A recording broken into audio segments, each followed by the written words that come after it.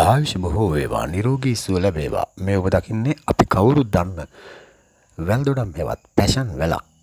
Passion කොළ සම්බෝලයේ අධික රුධිර පීඩනය සඳහා ඉතාම ගුණදායක බව පොතපතේ සඳහන් වේ.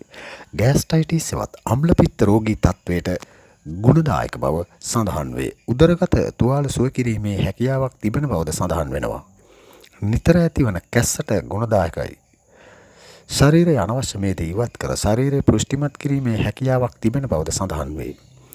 අස්ථි පද්ධතිය ශක්තිමත් කරයි. කෙස් වැටීම වළක්වයි. සම පැහැපත් කිරීමේ හැකියාවක් තිබෙන බවද සඳහන් වෙනවා. ලප කැලල් ආදිය සුව කරයි.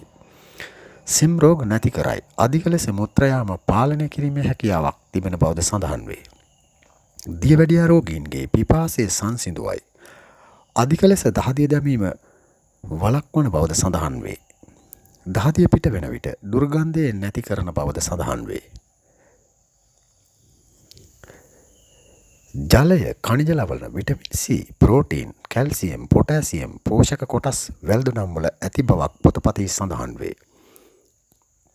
මේ වන විට අප රට වැල්දොඩම් ප්‍රභේද කිහිපයක් දැකගත හැකිය. ඉදුම් පසුව වැල්දොඩම් රසගුණ පිරි පානය ගම්මිරි සීනි ලුණු සමග රස කර දෙන වාමය.